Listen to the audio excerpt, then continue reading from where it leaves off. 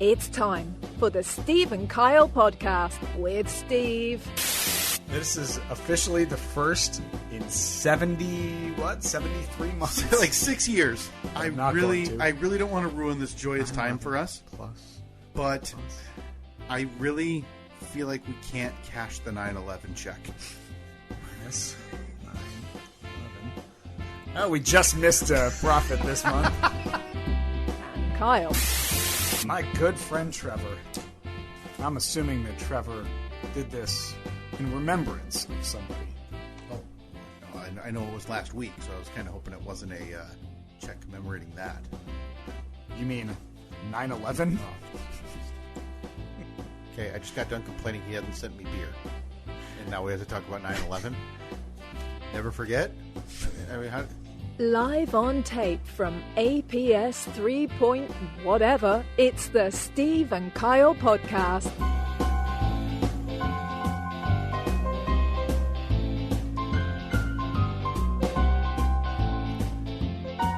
I went ahead and cashed the check. Did you at least... bow, do a moment of silence or something? curtsy. Did you tell everybody in the house, can you shut up for like 30 seconds as I take a picture, because no doubt you're not going to the bank anymore unless you physically need to get, a check for thousands of dollars. Yeah. So yeah, no it's pretty doubt rare. Pretty rare that I actually go in. So there's just silence in the house outside of the two camera sounds from your phone as you take a picture of the front and the back. Yeah. And then maybe, if you have any sense of courtesy or history, you hit play on taps or something and have that reverberate through the house. Yeah, that's how it went. It's, that's an odd check to cash. Mm-hmm. I almost feel like, and I don't know who you bank with, I feel like I need to give him a call and say, hey, can you just do whatever checks and verifications on this one, simply because of the amount and the date on it. Still the very, very, very uncomfortable. Very uncomfortable. That was Trevor that sent that check, right? Yeah, it was Trevor. Speaking of Trevor, should we just jump right into what's going on? What is positioned behind you? Well, yes, we got a couple of things that, listen, we've got an absolute jam-packed list today. So we look up there's three. At the Tron. There are three things that I wrote down last week because we just ran out of time. Okay. That we need to get to this week. Oh, yeah, look at that. But I think what's in this room right now, and I'm not talking about Toby directly. The podcast dog has joined us once again for, is this the third or fourth week in a row? He's just as much a part of this podcast as anything else. I'm going to go ahead and take credit because I think it's my voice that really soothes him. Because he gets cozy, and listen, that head's hanging off the bed right now, and he is, if not 100%, he's in the 90s in terms of asleep. He is attracted to you like no other living thing on this earth. Yeah. Listen, I love dogs. Me and Toby have a connection. We have for years. I wish that correlated to your daughter, where I have also... You brought her a gift today. I did. I brought her a present. She still would not look at you. By the way, thank you very much for the wonderful birthday gift. It can't be said enough. A little bit late. So. Well, I heard there was a party. Birthday was on Wednesday. I know, yeah. The thing didn't even come till yesterday. Definitely didn't order it in time. Thanks a lot, Bezos. Yeah, there was a big party. Did not invite you to it. Nope. Understood. This is... I thought, you know what? This time, just this time, I'm going to be the bigger man. And I'm still going to provide a gift instead of, like a bag of feces. Yeah, to spite. We are holding off on the friend parties. Oh yeah, I think as long as possible. So we've made it 3 years. I think we're gonna go for 4. Okay, boy, really, really nice to the kid to hold off on Yeah. birthday parties for Oh, well, him. look, she's still 3. What are your earliest memories? Like 4 or 5? Yeah, I'm guessing 11. Okay. Even better. So, Evelyn might be able to have friends over for her Sweet 16. What we're saying. Post this on the poll. Is it key to hold off on your kids having birthday parties? No. There are still parties. And I'm going to phrase it too very fairly. Is it key to hold off on allowing your child to have birthday parties with friends? Yeah. But we digress. Getting back to the main topic. Mm-hmm. What is sitting behind you on the floor? We got a couple things we need to get to. Mail. Mm-hmm. And so I need to ask you, because we have mail that you teased on our social media this week, as we've been our interest in the childhood home of C.G. Johnson, the creator of the overhead garage door, and as we found out a couple weeks ago, the overhead garage door opener. Yeah. Wait, before we get into this, let's... Hey folks, viewer mail time again. Oh, here's one from Sally, age 14. Dear Pig.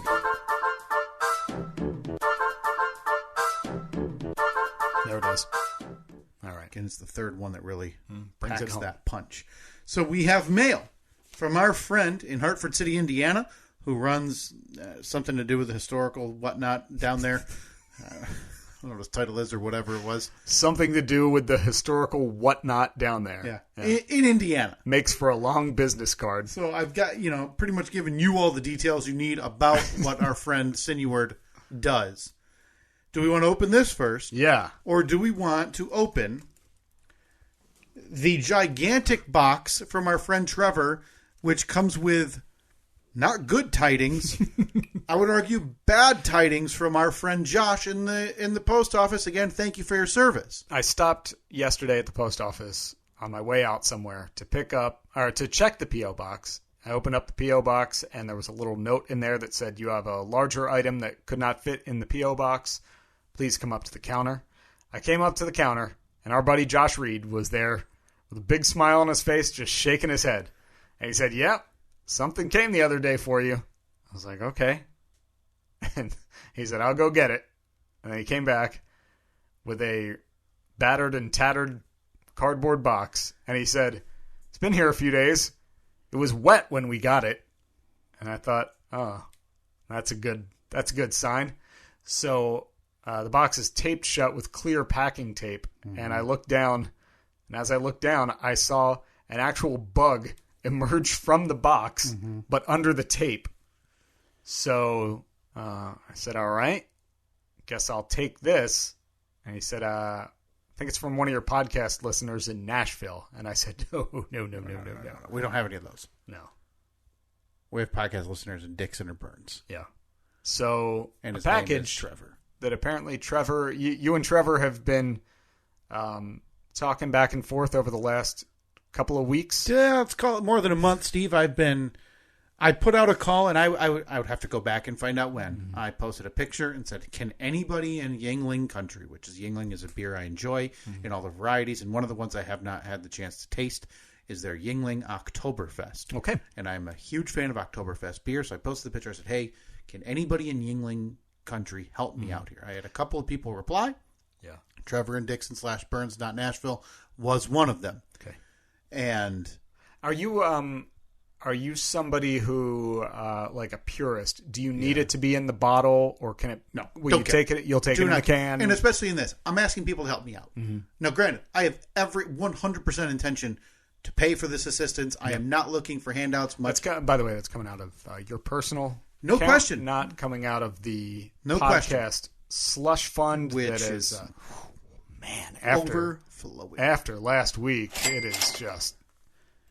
Is it raining in here, or is that just all the big daddy greenbacks that are flying into this thing? Wasn't that Big Papa Benjamin?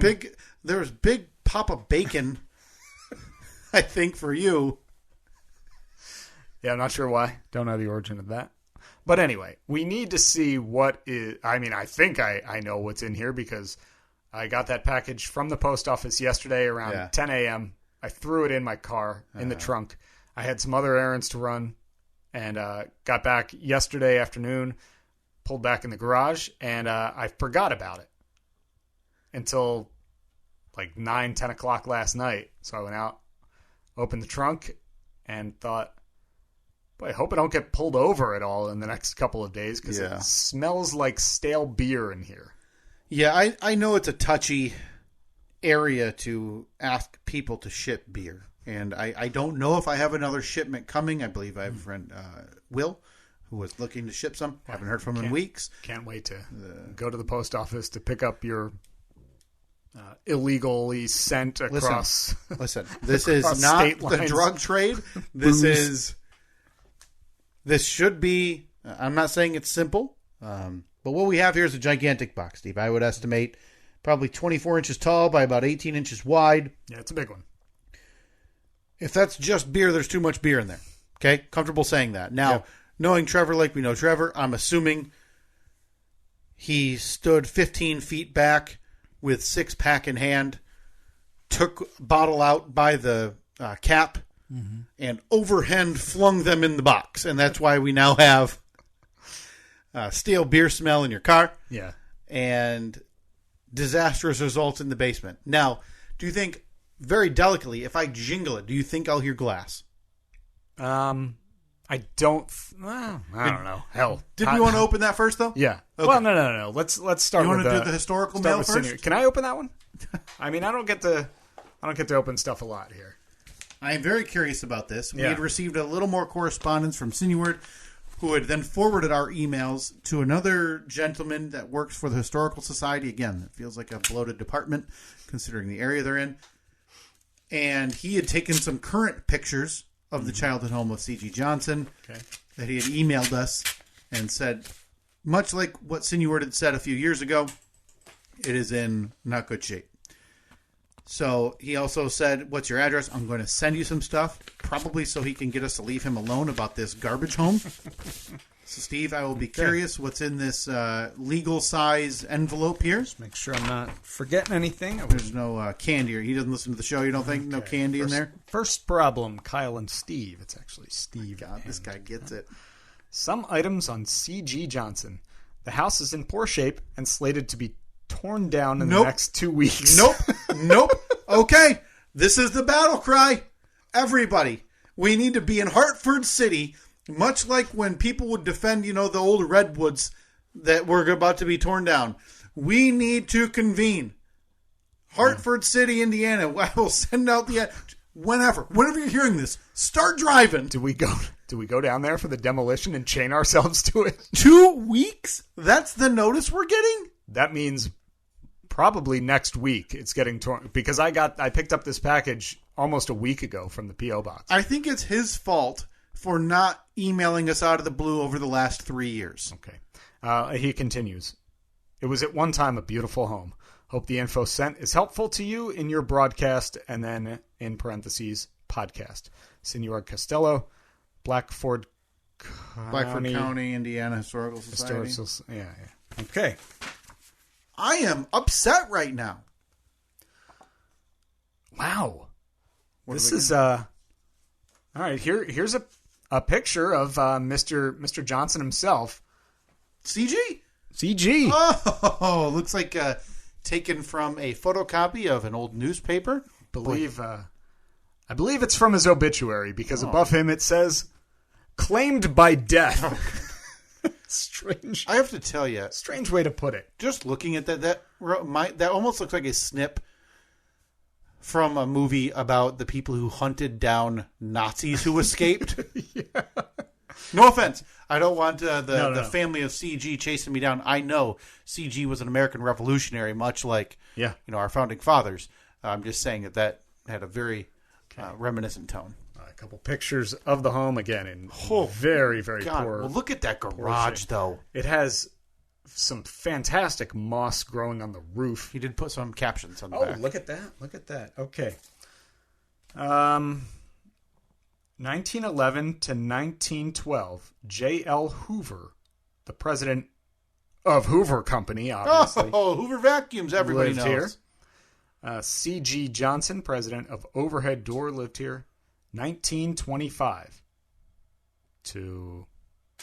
Don't know. So you're telling me... Did he only live there a year? That with luminaries like that, from history. And I'm not talking just Indiana history. What were those initials? H.L. Hoover? H.L. Hoover. I want to make sure that it is, in fact... J.L. Hoover. J.L. Hoover. I do want to make sure that it is, in fact, the one of the founding of Hoover vacuums. Because, again, I'm formulating our pitch right now to Hartford City to save this historical monument. This other picture, located behind the house, 421 Walnut Street, 2 original overhead doors. And they're not going to save them? I think we got to scoop them up. Can we ask him? So this is going to be much like the billboard. Mm-hmm. If I email back Sinuard and say, hey, can you go over there and pluck some items from the garage doors? Do you think he would? I think we propose a stay of execution for this house. A stay of demolition. Can't be torn down. I want to see what else he sent us. Picture of CG. What is this? Picture of the house. That's incredible, though. Original overhead doors right there, Steve. He sent me an old copy of it seems to be like out of the phone book. Okay.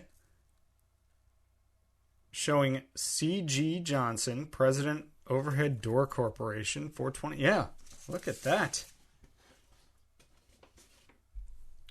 Look at that. Hey! Looks like it says 1930. Okay. Now we 1925. we got his biography here.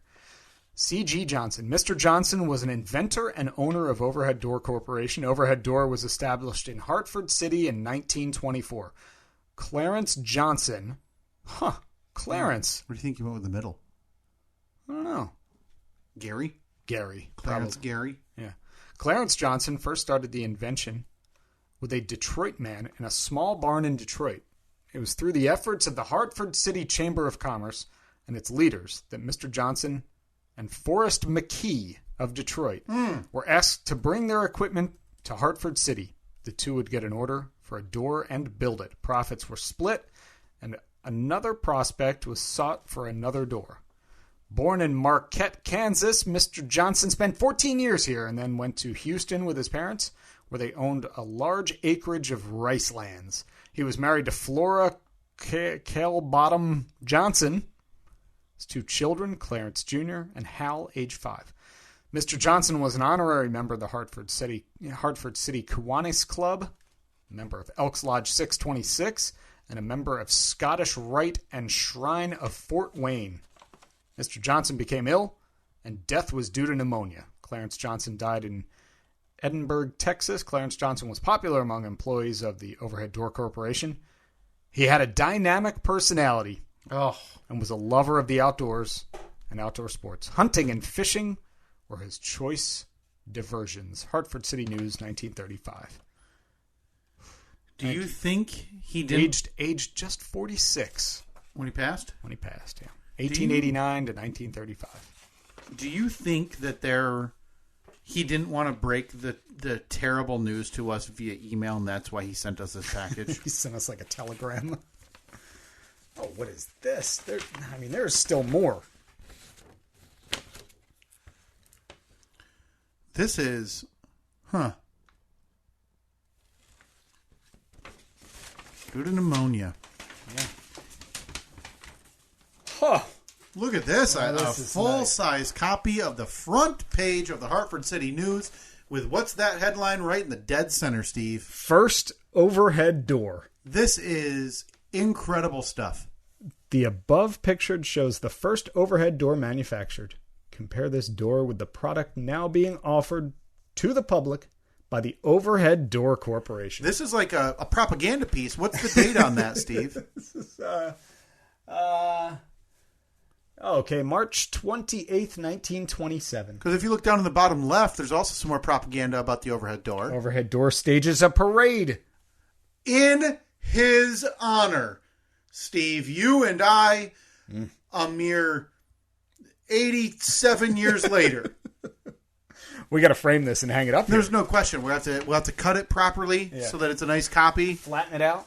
The biggest day in Hartford City News history. The first overhead door with a picture of that door opening. Right below it, 2 killed in auto accident. Can't wait to proudly display that. And we've got a couple of gorgeous corners here, Steve, that I think are meant for that. Oh, Sinuard, thank you so much. What a delight. I think we make a nice, like multiple, well, we've experienced the price gouging that it is. Well, we're not going back to that place. And I'm not sure why, but he sent me this. A stamp? Or? No, it's the obituary for a man named Dennis Brown. Oh, well, Dennis had a good life. R.I.P. Denny. Let me take a look and see if I can read. That's the smallest font I've ever seen. Private Dennis C. Brown, son of Mr. and Mrs. Russell Brown, in Montpelier, Indiana.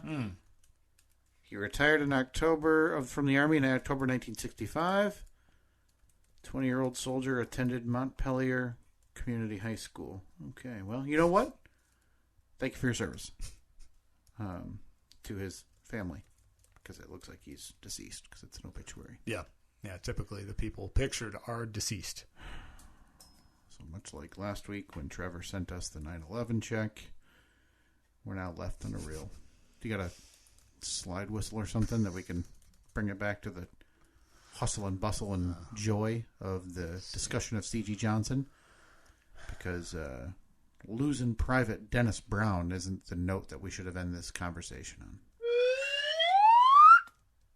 So our thanks to Sinuard, our friend down at the Blackford County Historical Society. I think we even if that thing gets torn down, Steve, I still think you and I need to make a pilgrimage. I think I think we need to email him back, find out what the date and time of destruction is, and if it's possible, chain ourselves.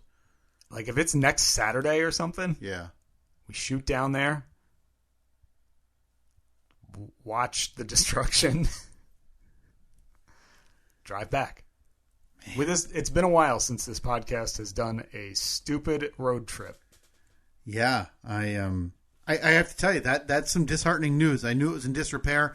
We had seen a Facebook listing from however long ago, for like $10,000 or best offer. Yeah, I still think we could probably get this thing for a couple $100. Should we reach out and see what would it take? I think we send an email. It's not curt, but brief, and it says, What would it take? To save it. What type of bid would it take for us to save this? Then whatever they come back with, we offer a quarter of that. And then we start there. And then we take 5 days. I am perfectly willing to pay a couple $100 to be a landowner in Hartford City, Indiana. I would be thrilled to own a piece of God's country. Look, I'll drive down once a month and cut the grass. I'll drive down once a year to not cut the grass and to make sure nobody's on our property. All right, send the email. But okay, now we have to move on. We have a second piece of business. Again, the box sitting behind you. No way it's going to live up to that. I brought a box cutter down. Oh, I did see that. Because I don't think that... You don't think the opener would make it? No, I don't. I did want to recap. We did get an email from a friend, Michael. He's a volunteer researcher. He said, Sinuard asked me to reply. I took several photos for you of the C.G. Johnson house. You can tell at one time it was grand, currently not in great shape, and has been neglected.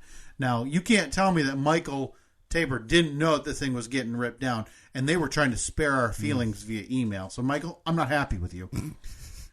As for a bench or a plaque, you'll need to address that with Sinuard, who is very, very apprehensive to acknowledge that request, that we want to pay for a garage door bench. Yeah, well... But see if you could hit the music for me. Bring up the mood or something so I can go open this piece of mail. Music, like... I mean, I thought we'd go with another round of viewer mail time, but that works? No. That gets played once. No more, no less. Okay. All right, I am... You going to bring it up here? You going to put it up on the... Well, I can try, yeah. Up on the countertop? Here we go. Let me move everything out of the way, because, again, this is a... abnormally large box. The last time we received something this size was probably from our friend Nikki. Oh, yeah, when she sent us that. Just a boatload of candy. Those were good days. As advertised with this, though, we already know it's wet with bugs. So I can't fathom that anything good is about to come. Okay. All right, so let's see it. All right. Here, Toby, let's get out of the way. Watch out, buddy. Oh, my God. Yeah, it's got some weight to it. I do hear some packing material. Oh, yeah. There were a bunch of packing peanuts in my car. I'm willing to estimate that while Trevor was overhand throwing those beers into this box, maybe he led it off by throwing some packing peanuts first. Yeah, there's a couple in there. A lot of tape. The Trevor tape budget is a lot higher than I would. Okay. Yeah, for the amount that he spent in tape, I think that there was just a service that he could have gone to that would have shipped us beer like in a professional manner. All right, Steve, this is not just beer, but I want a fly did just fly out of there. Okay. That's no joke. A little like a fruit fly or a very small Good. one. Good. So take everything I'm about to take out of here with, skepticism. What you got there? Oh, looks like some candy. Yeah, some horrifically flavored candy. Oh, boy. Brock's Taco Truck Jelly Beans. Actually, no. I think that, some of these will be okay. Like, None there's of them. margarita and churro, which are both sweet flavors. Not interested. But salsa, guacamole, beef taco, and horchata. I don't even know what a horchata is. Isn't horchata a drink? Like a Mexican coffee? And I could be very maybe. wrong and possibly Yeah. very racist. Well, that one could be good then. If it's a sweet one, like margarita and churro, I'm on board with because those are going to be sweet. So what you're saying is we need to open those and try the salsa and guacamole ones. Mm-hmm. All right, what else? There's a else is in this? bag of Pirates booty. Oh, okay. So some aged white cheddar popcorn. That looks really good. A ripped open bag of caramellos. It's like he ordered this and said, I kind of like these. Yeah, and then ate probably more than he anticipated. Boy, the caramello. I'm going to go out on a limb and say that's an underappreciated candy. It is. Yeah, in the catalog of underappreciated, it's It's with one the of Chucky them. C. We have some more jelly beans, Steve. Jelly? No, these are Jelly Jelly Belly. Belly? Yeah, These those are Krispy Kreme donuts. Yeah, But are they... flavored jelly bellies. Okay, the original gourmet jelly bean. And Steve, some more jelly beans. I'll let you open those. Those are gonna be good. What flavor are these? Dunkin' Donuts flavored jelly bellies. Wow. Yeah, and so your East Coast self, your Jersey self, Yeah. are gonna love those. Oh. You're gonna get right back to riding public transit and yelling at people. Yeah. And then just a boatload of packing peanuts. Okay, you I'll want to do throw my them best, throw them in the box in Well, the I'm garbage gonna can? open the rest on the ground. Okay, good call. Wow. Oh, there she is. There she is, Steve. It is a box in a box that stinks like beer. Yeah, as know what? expected. I need to apologize. The packing is fine. I'm willing, this time only, to blame the shipment service. The absolute goons at your USPS. I'm not even going to take the box in a box out. Because Are you the sure there's peanuts- nothing else stuffed around behind I it? am not, but I'm willing to take that chance Okay. that whatever is down there Okay. is soaked in weeks old beer. So that, once again, that box is going with you. Are you digging in? Are you No, I gonna? just want to see how badly it's damaged. Yeah, just look for the one bottle that is Yep, obviously. there's some glass. Okay. How many do you think are? One. That's not bad. It looks like Is that a just case of- one glass. That's a 24 pack too. That's huh? 24 the full, that I'm the going to be full, paying. the full case. That's 24 that a normal person would be paying for. I'll be paying Trevor for 20. 23. 23. All right. Oh boy! So getting that. Well, and that's the Oktoberfest. Imagine if he sent the wrong kind. That is the. Oh boy! I guess I checked that one. A beer-stained peanut stuck to this one. That is the Yingling Oktoberfest classic. Thank you so much, Trevor. This is an absolute delight. I can't wait to dig into this once I clean all the bottles and try not to stab myself with the glass shards that are in one of these 6-packs. Okay, here you go. Now to maybe crack one of them open. Oh yeah, this is not good over here. All right, here you go. Been like these I really don't want to try these. It's a guac. Oh, I hate guacamole. I hate guacamole regular. Well, here, just try it and see if it tastes like. Why would I like it in jelly bean form? There are, Steve, if you want to take a look, there are these the packing peanuts with the stale beer, but it's grown like moss. Is it really? Stuck to the bottles. All right. I got to get over here. Because I think what's happened is that liquid. Oh, yeah. I don't even know where to begin. I'm going to... Maybe I'll just burn the box and hope the glass survives when I get home. Again, please don't leave it here.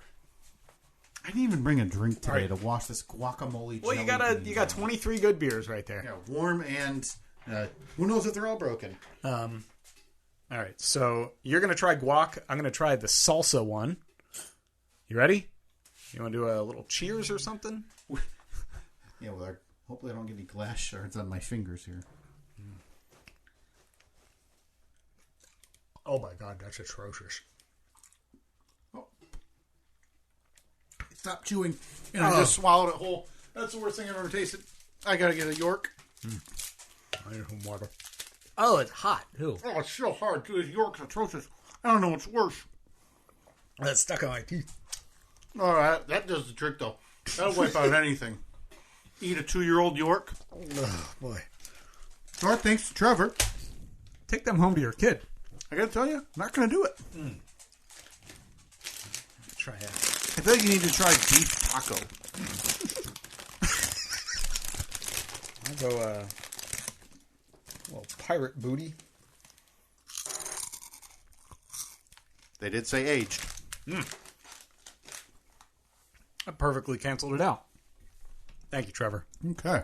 Trevor, thank you so much. I will be sending you a request for however much I owe you.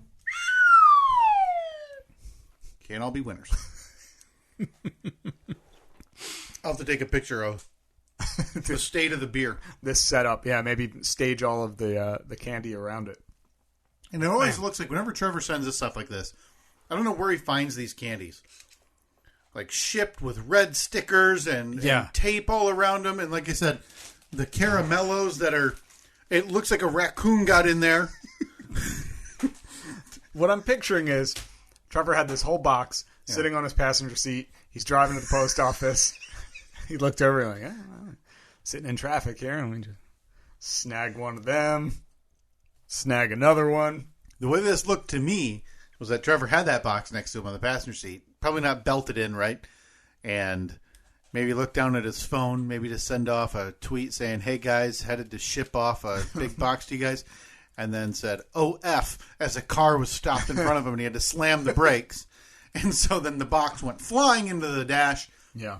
And we were left with one shattered beer and the wildest assortment of candies and delights that you could possibly imagine. So our thanks to Trevor in Nashville. I haven't eaten anything like sugary or sweet in about 10 days. Outside of the salsa jelly bean that you just had. I don't know if that definitely wasn't sweet. Yeah, what are the nutrition stats on them?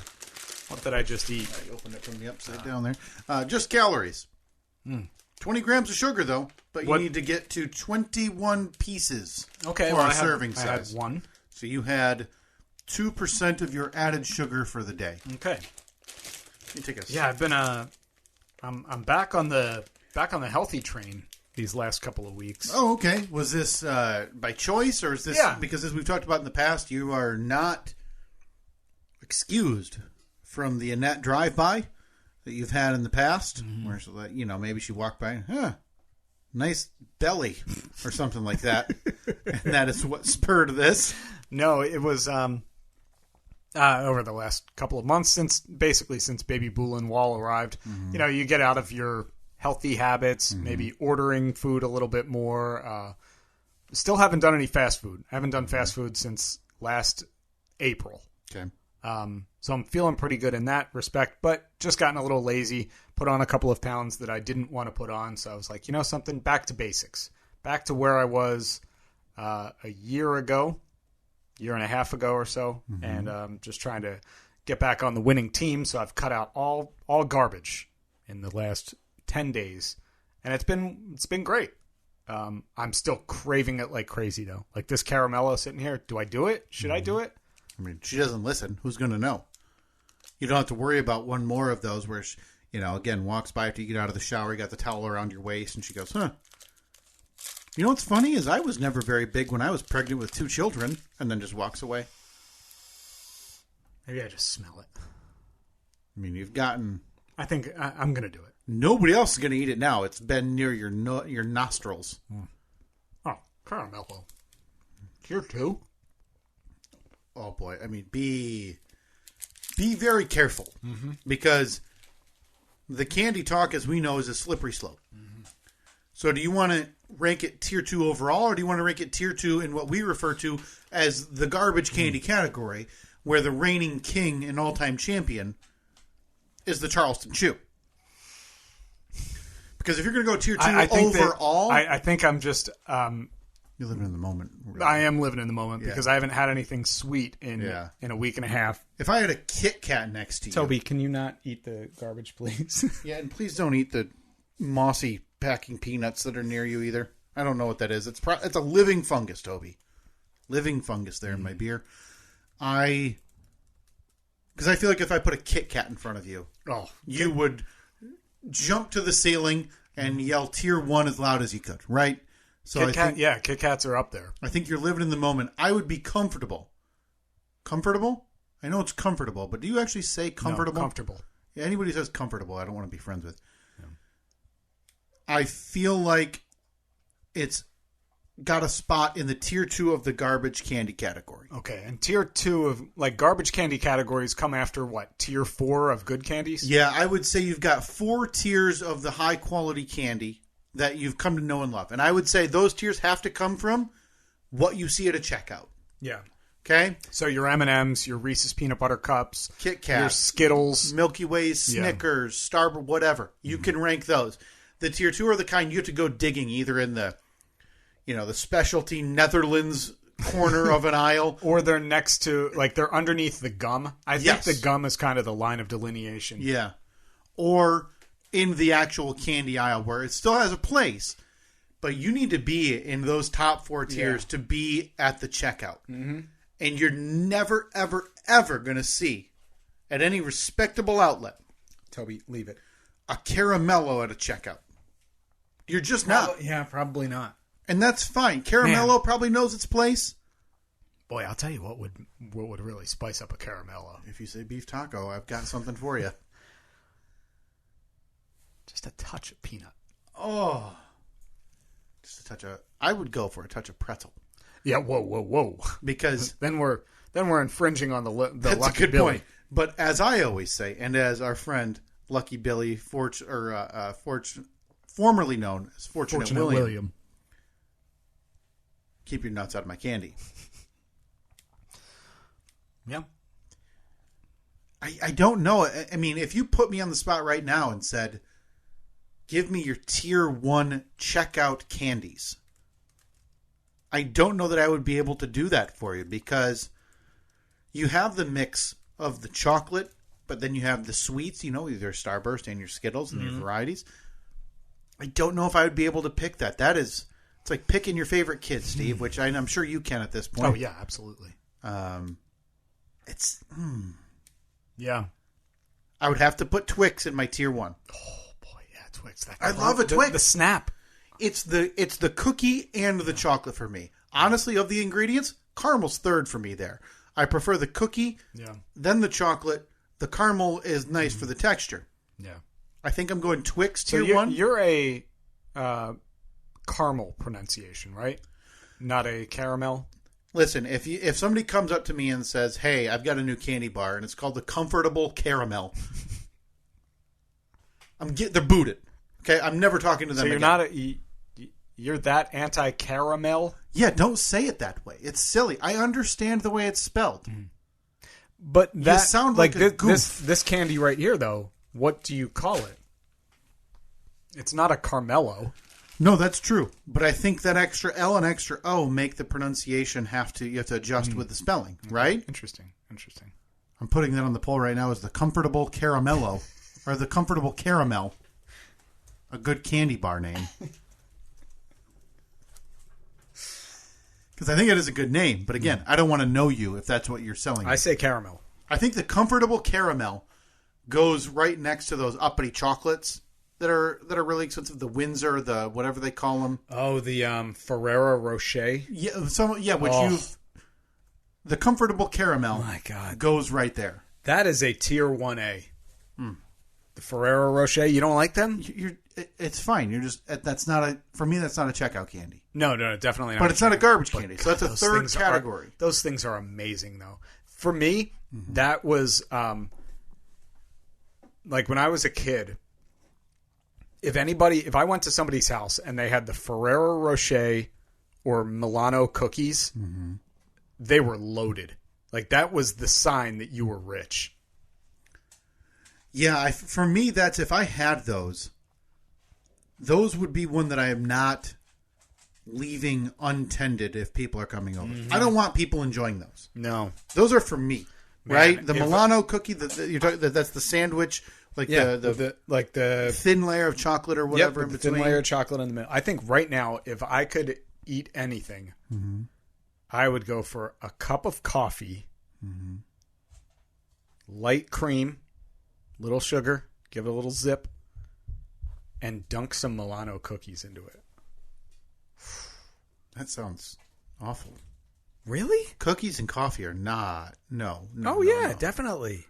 I've heard of donuts. People, and again, Sure. I don't do any of this. I think it's all absurd. Toby, leave it. No. It's like the people who do the French fry and the Frosty. Oh, yeah, I'm very pro French fry. I'll post it on the poll as well. You're saying right now, do you dip Milano cookies in your slightly sweetened coffee? Would you dip them? Absolutely. I've never done it before, but I know I can taste it right now. I think what needs to happen is I need to eat something sugary because your dreams are going to start turning from... I'm crazy talking. Yeah. You're now desiring slightly sweetened coffee.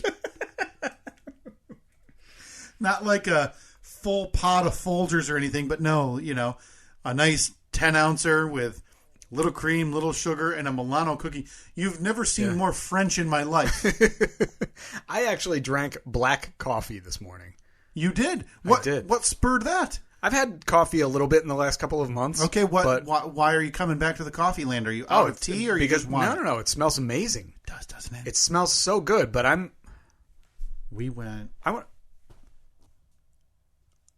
might drop a hot take on you. Oh, hang on. Can we simultaneously, because again, we have not closed down shop on Hot Take Summer. No, not until Thanksgiving. That is Steve's job. I open it. Steve officially closes Hot Take Summer with one last hot take.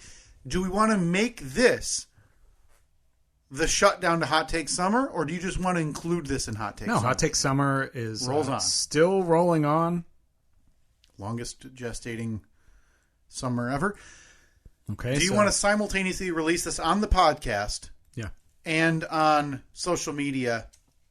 Absolutely. To let everybody know. Because, try not to screw it up this time. Hot take incoming. Yep. Now, do I actually tweet that? I think I would tweet hot take incoming, hashtag hot take summer. Like I said, gotta let it breathe. But then before I tweet it, do I hit the plus to thread a tweet? No, because if you thread it, when you hit post, it will post both of them. Okay.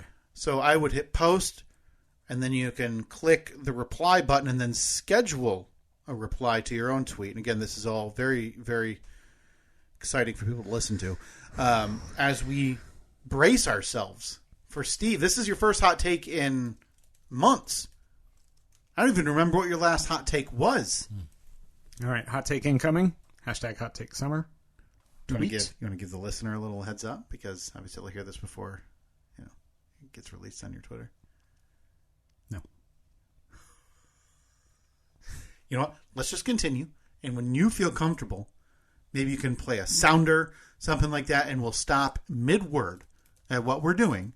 And Steve, you can then unveil your second hot take of the year. I can't wait. Steve, I have neglected, and I apologize. We received a message, and I even put it on our planning sheet here, and I had forgotten about it, and then we look up there, and we realize we're more than 40 minutes into this thing, and we've done nothing but open self-aggrandizing gifts and eat yeah, and talk about candy. Yeah. And again, whenever you feel fit, you interrupt it, play whatever sound you need to sound, and I'll stop mid-word so you can unleash. Hashtag hot take summer. Mm-hmm. But we received a message from our friend of the show, Will Egan. Black coffee tastes roughly 4% as good as it smells. Wow. I love a black coffee. No. It's the only way I drink it. Tastes like dirt. So You don't was put this it, pot... no creamer? No, nothing. No Right sugar? right out of the pot. Ugh. Pot, cup, belly. That's the direction coffee needs to go.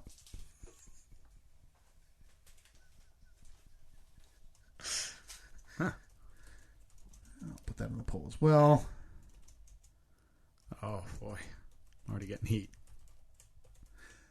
I am curious. So here's my question to you. Is it a bucket of Folgers? No. Okay, No, so without, you don't have to name a brand, but Yeah, is there a to be honest, flavor? I don't know what brand it is. Annette buys it, and every Saturday and Sunday, she makes it. I mean, she makes it every day, but I'm not here because I'm at work. But on Saturday and Sunday, I smell it, and I'm like, man, that smells so good. So you finally ripped the Band-Aid off. Yeah, maybe a month or two ago, she was making some. I was like, man, that smells amazing. Can I just take a sip of your coffee? Took a sip of it, tasted great. I was like, I'm gonna pour myself a cup of tea or a cup of coffee. Mm-hmm. Poured it. I had her like mix in the oat milk or something or whatever it was, and the little bit of sugar. Made it exactly how she makes hers, and I loved it. Okay, So that's been my weekend treat to myself at breakfast. I've been having that for the last month or so, and because I'm still trying to eat healthy, I don't know that there's anything outside of just, obviously it's caffeine. I don't think there's anything inherently unhealthy about coffee, but right? If you're limiting it. If you're putting creamer in and you're putting the sugar in or whatever, I mean, it's minimal. Right. But for me, it's always a very slippery slope. Because if I taste something sweet, then I want more sweet. And it's just like, so if I keep it kind of mild, it works out in my favor. I can usually have a cup of it and I'm like, that was good. I'm set. I'm satisfied. But then that turned into like, maybe we'll stop at Starbucks and get this and get that. And I was just doing it a little bit too much. If I could limit myself to a one time a week, going in and buying the mocha latte, whatever, with the whipped cream on top and everything, that would be great. But I find it very difficult to have that self-control. I'm glad to have you back on Team Coffee. Okay, even if it's a part-time role. You're always welcome here on Team Coffee. So even this morning, she made coffee, and I was like, I'm just going to try it black. I don't know that I've had black coffee in, 15, 20 years probably. And again, you don't know if this is simply a can of Folgers or if it's a bag from, It's a bag. I know it's shop. definitely a bag. I'm not sure what brand it is, though. It might be Starbucks brand. I'm not sure what kind she buys. Okay. So I tried it, and that first sip, I was like, really? This is one of the worst things I've ever tasted. Now, I don't know if it was just like because it was the first sip, but by the time I got to the bottom of the cup, I kept drinking it. And by the time I got to the bottom, it was fine, but it wasn't at all. You could have added milk to it after you tasted it. I know, but I wanted to stick it out. Okay. So much like, 19 or whatever year old having their first beer, you had to act like you were enjoying it. Kind of, yeah. Okay. I kind of felt the peer pressure. Yeah. You didn't want to embarrass yourself in front of your wife. Didn't want to be shamed. Who's probably chugging it black from the pot. Right. Like saying it's not eating the grounds. Like shoveling it, like she's mixing it in with her sodas, her water. She's just mixing grounds. Yeah. Didn't want to embarrass yourself in front of your much tougher wife. Yeah. I am a huge seasonal coffee guy. Okay. Huge. So we have a regular drip pot and a Keurig as well. For when I forget to make a pot the night before. Fancy man. Yeah, no big deal. When you're living high. Pandemic has been good. September 1st, all the K-pods that are in there, they get shuffled out for the fall flavored pods. I get the frozen bags because we have grounds from last year that I buy that are Halloween flavored. Right now we've got... Halloween flavored? You're darn right. I had a cup of Mummy Mudslide yesterday. Oh, so you're a child. Oh, no. This was delicious. Like Mummy... hints of chocolate. Okay. That's not black coffee though. No, right? no. That's a flavored. Okay. Right. So I mean, let's see. This morning I brewed a pot When are we of recording peanut butter crunch. What day are we recording next week? It's on the first. The first today? I don't know. October 1st. Well, that's Saturday or Sunday. I don't know. We are recording. Okay. You want me to bring you? Bring me a cup. You want a cup of one of the Halloween flavors I got? Repeat those again. So I'll take. I forget. I know Mummy. one of them is Mummy Mudslide. One of them is. Is it peanut butter crunch? I'll take pictures. The peanut butter crunch. That wasn't a Halloween one. That was one I bought at a That's local. the one I want. That's the one I want. It's all gone. So. Well, you got 6 days. You want to make a trip out to the local orchard for me? Because that's where I bought it. No. This is 100% on you. I will take a picture of the 3 Halloween-flavored bags of coffee I have, and I will let you choose. And yes, I will absolutely brew a pot, and I will bring an extra cup.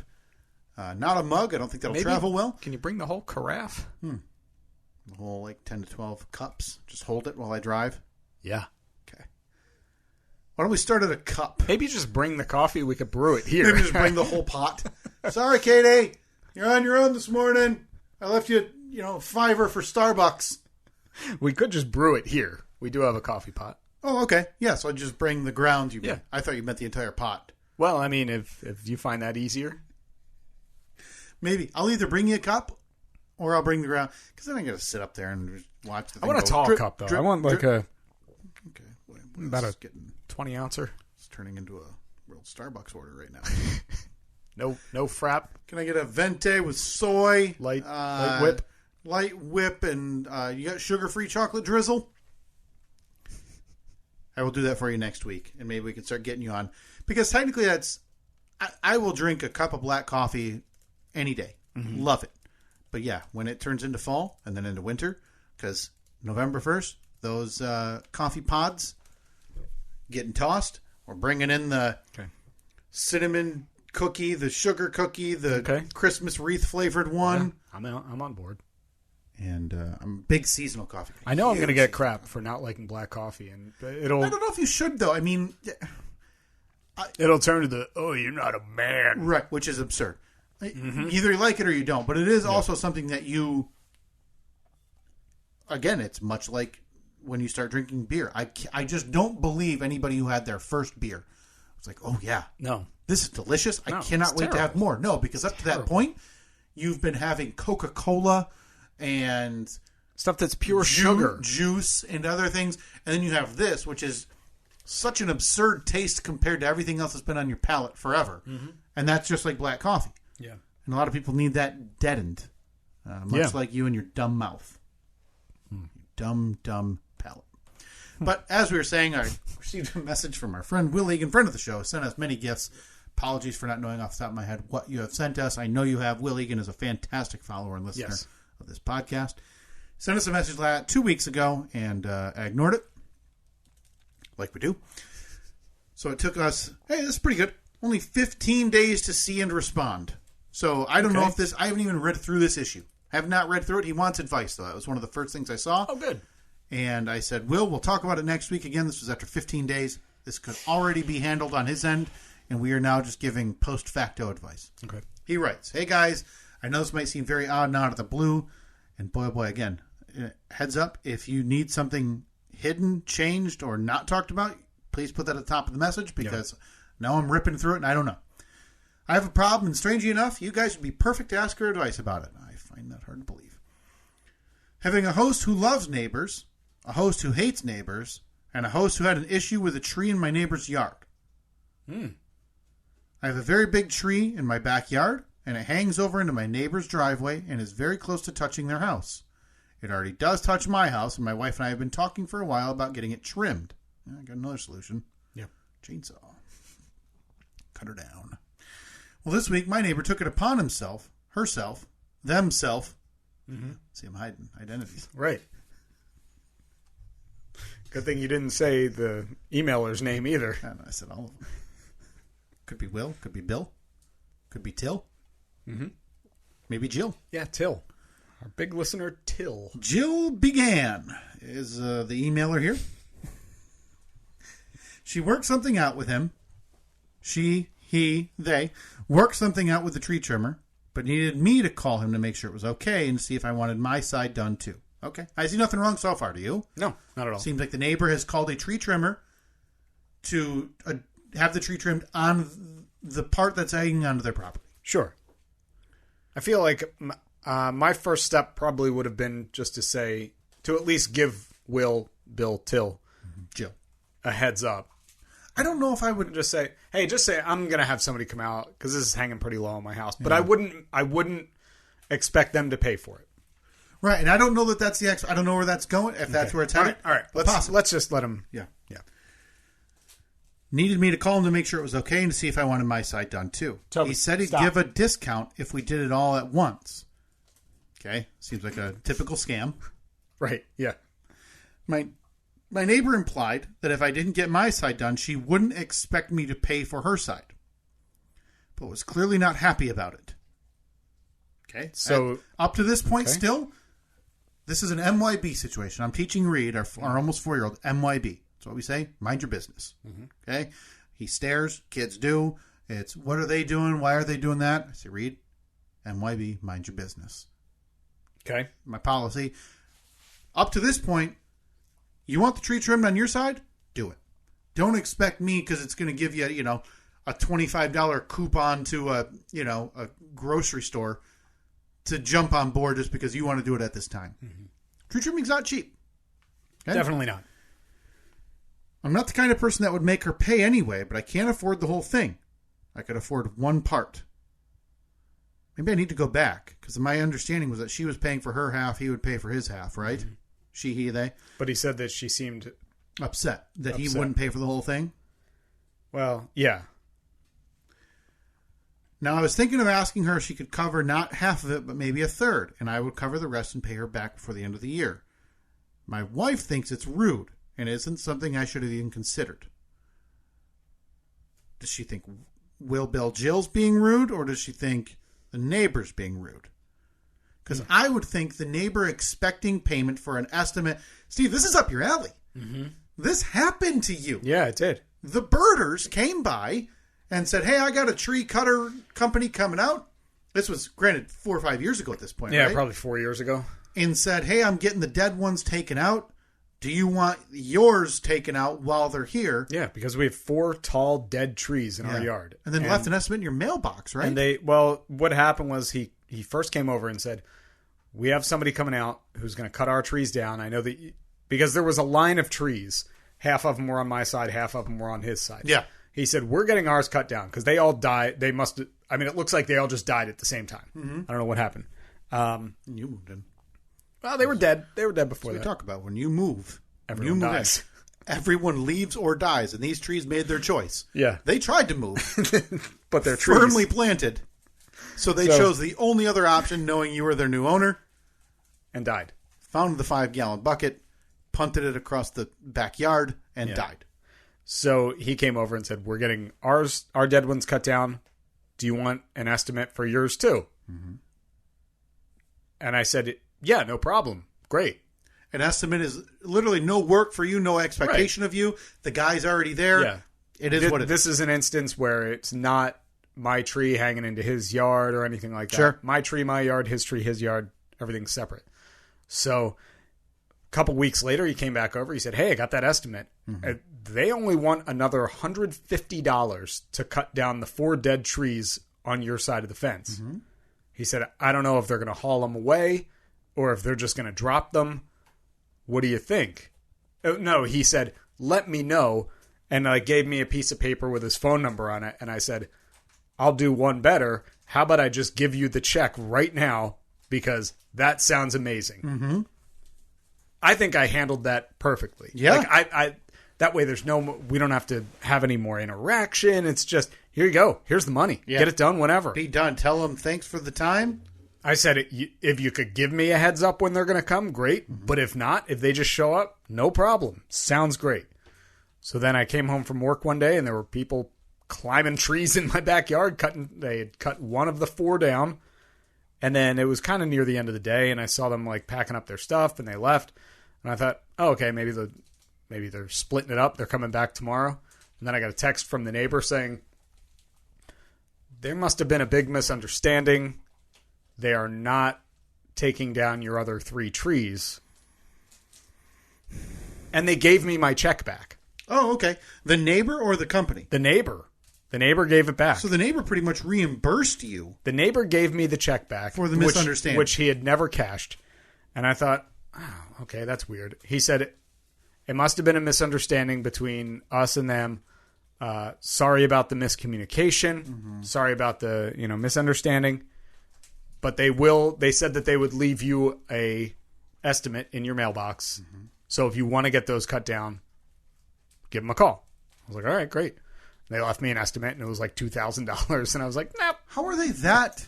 I don't understand that difference. No. Unless the estimate of $150 was kind of given offhand by someone who maybe didn't have the spot to give that verbal estimate, and that was relayed.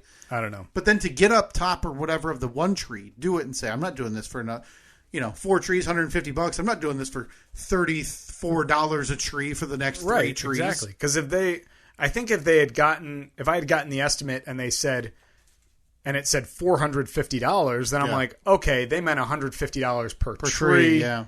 No problem. And I would have given them that money in an instant. $2,000. But yeah, it was like $1,800 or $2,000 or something. I pointed out that she never once specifically mentioned us paying, and we have been friendly in the past with them before this. Can I ask your thoughts? Well, Will, Bill, Jill, Till, I think already went past what I would have gone in terms of considering offering. Well, this is so far past where you would have gone because this includes communicating with a neighbor. Never going to happen. I have a neighbor with a dead tree hanging over. I just hope for that strike of lightning one night. I want that thing dead. It doesn't bother me. I'm never once going to offer to pay for it. Never once going to talk to him. Mm-hmm. Probably wouldn't anyway. Called the cops on him. Guy's been in jail. And I don't care if it's hanging. I do. They have unkempt trees and bushes, I guess you'd call them, right on the fence line. Mm-hmm. Man, I reach over, I grab it, and I saw those suckers down so they're not hanging over my house. Don't ask, don't care. Mm-hmm. MYB, mind your business. Just keep it off my property. So Will, Bill, Till, Jill, I think you should rescind any offer of offering to pay for her half. Okay? It is your tree. Mm-hmm. I understand that. I don't even think it's unwritten, Steve. I think it is a written rule. You can do whatever you want to tree limbs hanging onto your property. Mm-hmm. Right? I think so. If you want to go ahead and get, the world's biggest saw and saw it straight down your property line, I think that's fine. But this unspoken, passive-aggressive manner to be upset that you didn't offer to pay for the whole thing, no, that's unacceptable. Yeah, and I think that's why you don't talk to neighbors. I think for me, it would all be about the cost. Because if you would consider paying for a full tree trim for a tree that is hanging over on the neighbor's side? Well, I would consider it if it was, because Will said it's hanging onto his house too. Right. So if I got a tree trimming company coming out to trim this tree that's hanging onto my house, I'm going to tell them, do the whole thing, and I will pay for it. It's my tree. I feel like it's the right thing to do. Now, couldn't disagree with you more. Well, see, I feel like I would have been proactive on it. I wouldn't have let it get to this point where the neighbor came over and said, well, listen, tree limbs grow, right? I mean, every couple of years. That is a fact. They don't stop unless you're on Steve's property where they kill themselves. Every couple of years I have to go or get a ladder and go near my garage and kind of trim the branches that are about to touch my garage. I do it. Yeah. I'm not going on the neighbor's property to do it. Do it yourself. I don't care. I don't see this need. It is what it is. The tree was planted the way it sounds. If it's this large, Will, I'm guessing it was there before you. Toby, stop it. You inherited. It's going to town on this. It's just a wrapper.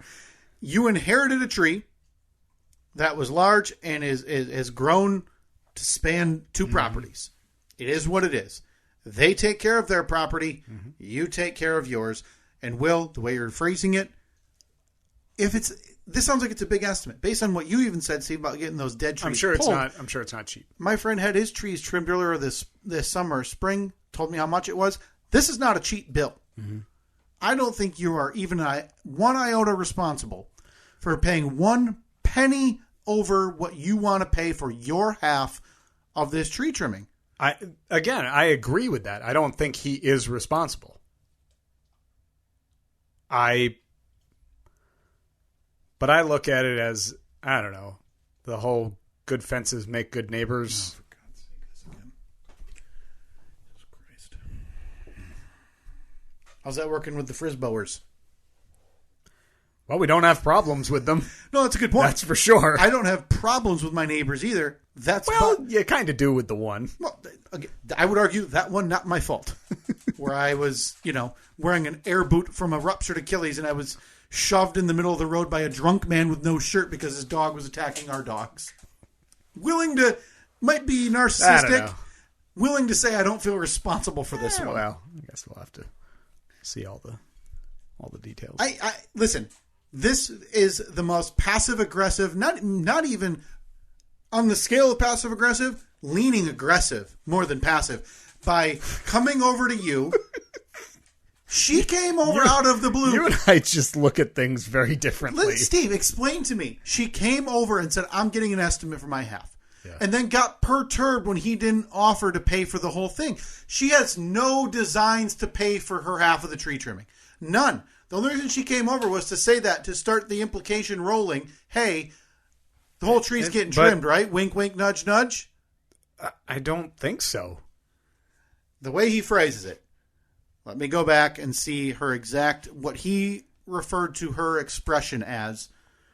She worked something out with him, needed me to call him to make sure it was okay, see if I wanted my side done too. Mm-hmm. He'd give a discount if we did it all at once. My neighbor implied that if I didn't get my side done, she wouldn't expect me to pay for her side, but was clearly not happy about it. So you don't think there was a single ulterior motive? Because listen, me, if I want that tree trimmed, calling him saying, "Hey, see all these branches over my garage? Can you trim them?" That's it. I don't know. I mean, he's got an out because she said to him that if he didn't cut his side, like she wouldn't expect him to pay. There's your out right there, man. So you're going to remove the implied nuance there of her looking upset or not being happy about that idea. And you're just saying, the out's the out. Yeah. Take it if you want it. Yeah. I'm on board with that. Yeah. Absolutely. I'm just saying that I wouldn't, in my experience, I wouldn't let it get to this point. It would be taken care of beforehand. Like the dead trees that are still there? Where? Did you end up getting the other ones taken down? No, but they're not. There's a big difference. They're in my yard. They're not they're not hanging into anyone's yard. There are no branches on those trees. They're like, it's just sticks. They're like 60-foot tall toothpicks. They go straight up. I mean, I could put a flag on the top of them. Here's the thing. You saying I wouldn't have let it get to that point. Mm-hmm. That's also, it's not fair of Will to say, hey, I'm going to go climb on a ladder and make sure those branches are trimmed over, neighbor's house. Yeah. Right? You would then have to go out of your way to ask, hey, do you mind if I climb up there and trim those branches for you? Which is feels weird even saying. Can I get on your roof? I don't know. This stuff just doesn't bother me. I don't think it should bother him at all. And I mean, it wouldn't bother me because I know what I'd tell her. Him, her. Yeah, I mean, get lost. Leave the estimate in the mailbox so I can, light my next bonfire with some paper kindling. I don't know, man. I don't worry about this kind of stuff. I'm much more laid back than you are about this kind of stuff. I'm more laid back than you're willing to just say, hey, I'll cut a check and I'll pay for both halves. Yeah. I don't know if that's laid back or a lot of people call it pushover. No. I think because I'm not worried about it. But you didn't seek out the quote. This is being laid on your doorstep. Yeah. Right? You hadn't, you know what? Hey, maybe I got to get up there. You see it when you drive in. You're like, oh, darn it. I see those. They're touching the roof. They're touching the side of the house. They're scratching at night, whatever. Got to get up there and do that. Okay. That's different than having someone that you know on let's call it acquaintance level, coming over and saying, hey, I'm having an estimate. And with what I'm taking Will at his word here, the implication that he should then pay for the entirety of this project that he didn't seek out. Well, I mean, this thing did happen to me. Remember, there was the other tree out behind my shed that was hanging over into my neighbor's yard when Joe, I forget, when Joe used to live next door. Oh, that's right, before he ran off with the widow. That's right. Before he ran off with the widow. Yeah, it was a tree of ours was hanging into his yard, hanging over his shed, and there was like a dead limb that looked like it was going to go at any minute. He came over. He's like, "Hey, would you mind if like we cut this tree down?" I was like, "Sounds good." Mm-hmm. And then he said, "I'll get a quote for a dumpster to be dropped off." Mm-hmm. And I said, "All right, cool. Let me know how much it is." Mm-hmm. And then he got the quote, forwarded it to me, and I just clicked pay and paid it. And then one Saturday morning, we went out there and cut the tree down and took it all out front. Just a gigantic pushover. He could have trimmed that on his own. Or at least gotten the dumpster on his own. I don't know, man. Did you split the dumpster? You paid it all? No, I paid for it. Because it was a tree on my property. This is... Will, my thought for you? This is something that... Like, we'll never agree on stuff like this. No. But, and this is less of an issue between you and I. This is... Because the difference is, like... This comes out... Like, if this is in your life, if this happens between you and your neighbor... This is like top of your mind for the next week. Oh, no. Oh, it is. It is. No, it's top of my mind for an hour. And you're pissed about it. You're pissed about it. And it's going to come up again. Like, it's not going to be something that's dropped right away. No, whereas, I had this with my me, neighbor. I'm just like, I don't know. That's a tree. Whatever. We got to cut it down? Okay, sounds good. How much is it going to cost But it's not the tree aspect. This is the money aspect. And Will points it out here, too. And I'm not putting anybody's business out there. He put in the message. It's a financial issue. Mm-hmm. It's expensive, right? So I think different scenarios cause for different reactions to this. Sure. I think Will's is probably correct.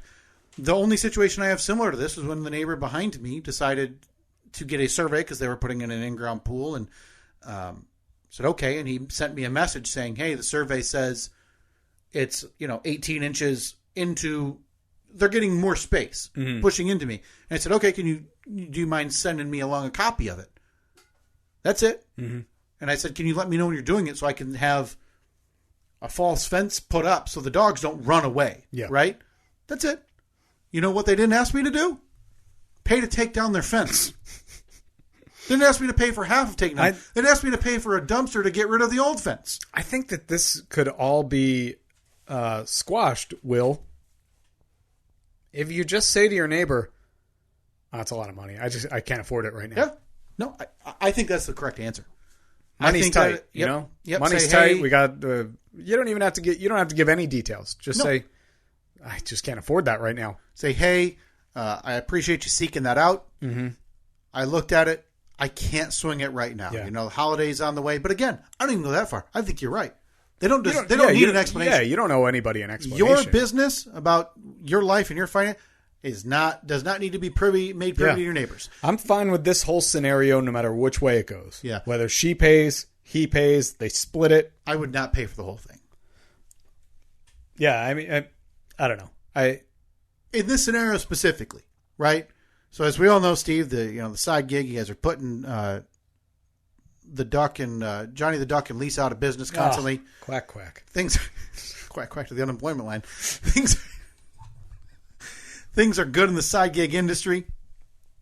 Mm-hmm. Continue to take over more places. Yeah. And again, you just, hey, doesn't matter. Mm-hmm. But, like you said, your line in the sand, though, was that dead tree quote. Let's say they put he forwards that estimate to you for those dead trees initially, right? Mm-hmm. And it says 2,000. What do you come back with? You just directly say, hey, can't do it? Not interested? Yeah. Or do you pitch you want to go halvesies on it? Because he has no desire to go halvesies at that point. Because, again, like you said, they're 60-foot tall toothpicks. Well, they're on my property, too. Right. He would have... I do believe that his intention was good. He was being a good neighbor and saying, well, I got these dead trees. You got them, too. While they're out here, you want me to see how much it would cost. because even if they fell, they wouldn't hit his house. I mean, yeah, they could end up in his yard and that could damage stuff, but it's just not happening. Right. So, It's highly unlikely, right? Sure. And at that point, Yeah. it would be a homeowner's insurance thing anyway right. that, Yeah. would be less intrusive than you cutting that gigantic check to have them removed. Yeah. Boy, I have had fantasies of renting one of those, how you can get like those scissor lift bucket things. No, Steve. Don't you have to be licensed for those? No. So you can rent one of those? Oh, yeah. Pop it into the local backyard and rental just go, place. The local rental place. You can rent one that opens to 65 feet tall. Okay. I know how we're doing your solstice lights this year.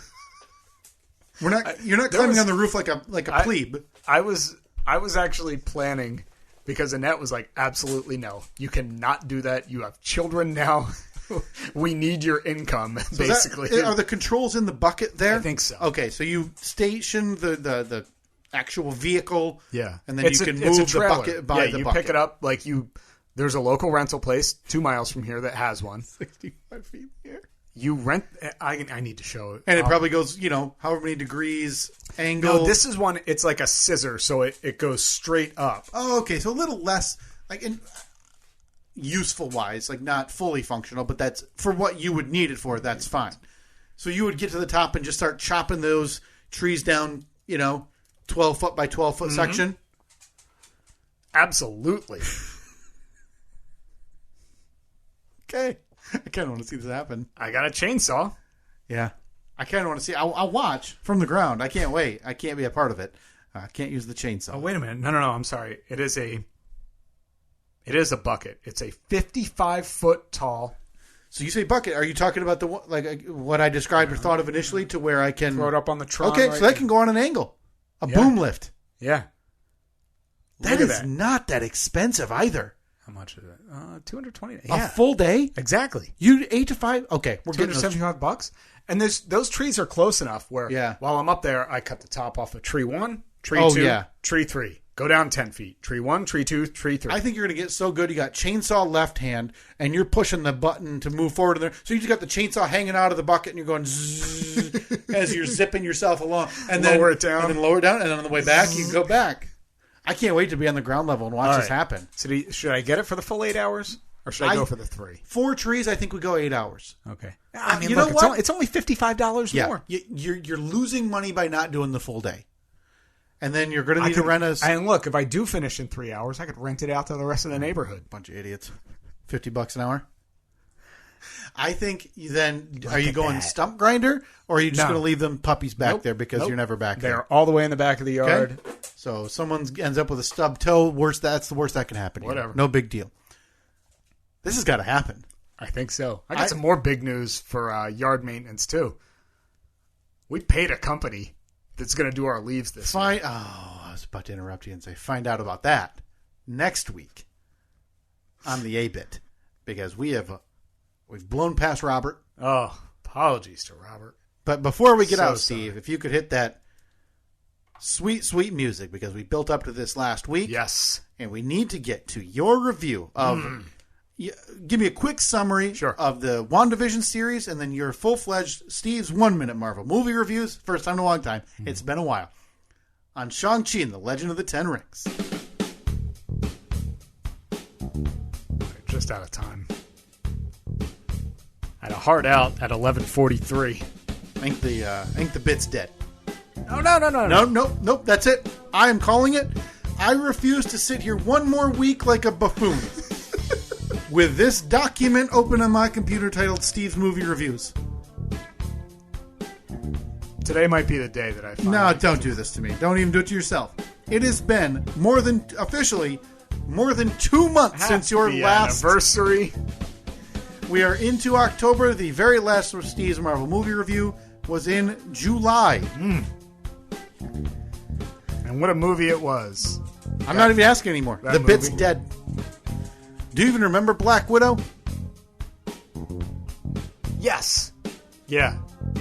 Prompt Girl response. and her sister got sold to the Russians or something. That's it.